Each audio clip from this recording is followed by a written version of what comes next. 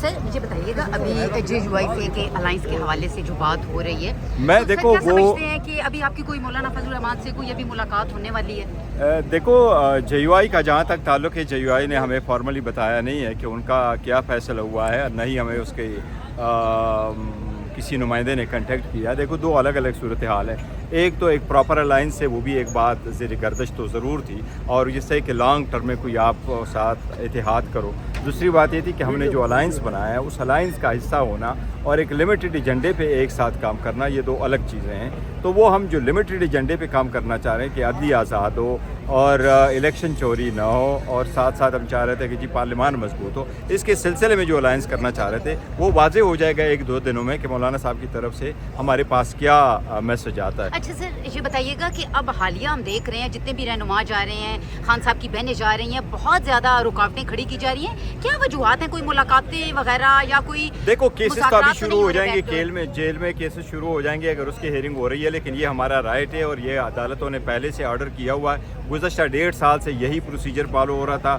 اس میں کورٹ کے آرڈر موجود ہے، پھر اس کے بعد اسلام آباد ہائی کورٹ کے 3 ممبر بینچ نے آرڈر کیا، اور وہ آرڈر یہی تھا کہ پرانے والے آرڈر کو آپ امپلیمنٹ کرو، اور اس کی امپلیمنٹیشن کا جس وقت آرڈر ہوا وہ یہی تھا کہ خان صاحب کی 2 ملاقاتیں ہوگی، ہر ٹیوزڈے کو اور تھرسڈے کو. ٹیوزڈے کو وکلا اور فیملی، اور تھرسڈے کو پولیٹیکل لیڈر اور فیملی نے کی ملاقات ہوگی. یہ ابھی تک امپلیمنٹ نہیں ہوا، یہ ہر صورت امپلیمنٹ ہونا چاہیے. صاحب ایسی کیا وجہ ہے کہ جب بریسٹر گوہر یا کوئی اور پی ٹی آئی کا رہنما خان کی رہائی کے حوالے سے کوئی بات چیت آگے بڑھتی ہے تو پھر اندر سے ایک گروپ اچانک ہی ان کی مخالفت یا ان کی تصدیق شروع کر دیتا ہے؟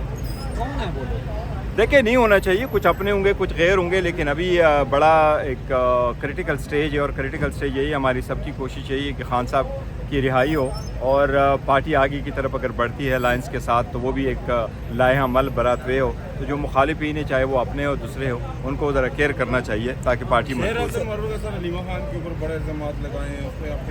دیکھیں نامناسب ہے، کوئی نہیں. بیکو ایک خان صاحب کی فیملی کے بارے میں ایک چیز آپ کو بتاؤں، خان صاحب کی فیملی کبھی بھی سیاست میں نہیں رہی ہے. انہوں نے ہمارا سب کچھ دیکھا ہے، لیکن وہ اپنے بھائیوں کے لیے آتے ہیں. انہوں نے کبھی پارٹی معاملات میں کبھی بھی مداخلت نہیں کی. انہوں نے کبھی کوئی کور کمیٹی میٹنگ اٹینڈ نہیں کی، کبھی پولیٹیکل کمیٹی اٹینڈ نہیں کی، کبھی کوئی ڈائریکشن نہیں بھیجے. اور خان صاحب نے خود یہی کہا ہے کہ پارٹی جو چلاتی ہے وہ پارٹی چلاتی ہے، اور خان صاحب کی فیملی کو یہ کہہ رہا ہے کہ جی وہ کچھ چلا رہے ہیں، میں نہیں سمجھتا. اچھا آج جو سماعت ہوئی ہے آج جو سماعت ہوئی ہے سر اس حوالے سے بتائیں. دوسرا یہ کہ دیکھو آج جو سماعت ہوئی الیکشن کمیشن میں، نہیں الیکشن کمیشن میں جو ہماری آج سماعت ہوئی ہے آج کنکلوڈ ہو گیا ہے، اور الیکشن کمیشن نے کہا ہے کہ ہم ایک ہیئرنگ اور رکھیں گے جب لاہور ہائی کورٹ کا فیصلہ آئے گا، اور ہمیں امید ان شاء اللہ تعالیٰ ہمارے حق میں آئے گا. ہم نے بڑے اچھے الیکشن کروائے تھے، اور الیکشن کے سارے ڈاکومنٹیشن ہم نے الیکشن کمیشن کے سامنے رکھے تھے. آج 2-3 چیزیں بڑی اچھی ہیں. وہ الیکشن کمیشن نے فرسٹ ٹائم ایڈمٹ کیا ہے کہ پاکستان تحریک انصاف نہ صرف یہ کہ ایک انلسٹڈ پارٹی ہے، بلکہ یہ بھی کہا کہ یہ الیکشن کے بعد اس پولیٹیکل پارٹی کو آپ جوائن بھی کر سکتے تھے، جبکہ اس وقت ہمیں روکا گیا تھا کہ آپ نامینیشن فارم وغیرہ نہیں وہ ایفیڈیوٹ نہیں فائل کر سکتے. لیکن آج الیکشن کمیشن نے اس کو آبزرو کر لیا.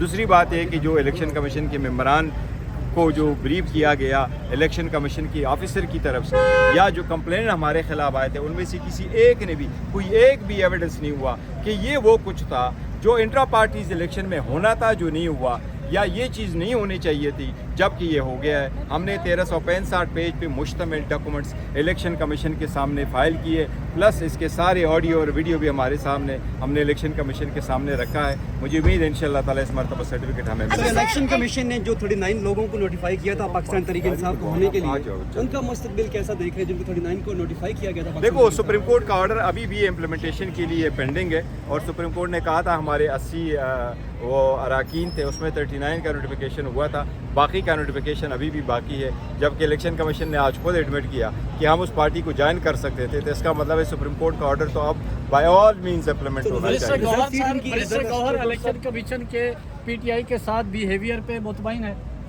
دیکھو الیکشن کمیشن نے بڑا پیشنٹلی سنا ہے اور بڑے تحمل کے ساتھ ہمیں سنا ہے. اب دیکھتے ہیں آگے ڈیسیجن کیا آتا ہے. بیرسٹر صاحب ایک سیاسی سوال بھی لے لیں کہ مولانا فضل الرحمان صاحب سے آپ نے جو ملاقات کر کے انہوں نے آپ سے کہا تھا کہ وہ بتائیں گے کہ جو بھی پارٹی فیصلہ کرتی ہے الائنس سے متعلق तो क्या मौलाना फजलुर रहमान साहब ने आपको बता दिया है अलायंस होगा या नहीं, हमारी तरफ, हमारे पास मौलाना फजलुर रहमान साहब की तरफ से कुछ भी नहीं आया, कोई फ़ोन नहीं आया, हमें बताया नहीं बाज़ाब्ता तौर पे कि उनका क्या फ़ैसला हुआ और किस सिमत में हुआ। क्या ये फ़ैसला ऐसा है कि वो लॉन्ग टर्म का इतिहाद नहीं करना चाहते, या ये वो अलायंस जो हमारा बना हुआ है उसका हिस्सा नहीं बनना चाहते, और अगर बनना चाहते तो ये क्या करना चाहते। अब तक हमारी मौलाना साहब के साथ कोई बातचीत नहीं सर, हुई। मौलाना फजल रहमान आपकी पार्टी की जितनी भी क़यादत है वो कह रहे हैं कि ये खुद में भी आपस में भी लड़ रहे हैं, झगड़ रहे हैं। नहीं, ऐसी तो इस बात हवाले नहीं से है। सर देखो, क्या हम कहेंगे? एक पॉलिटिकल पार्टी हैं, हम लड़ते भी हैं, झगड़ते भी हैं, हम बात भी करते हैं, हमारे इख्तिलाफ राय भी होता है, लेकिन हम इंस्ट्रक्शन लेते हैं खान साहब से, और जब खान साहब की हिदायत आती है उसके मुताबिक हम चलते हैं। ये तो अच्छी बात है,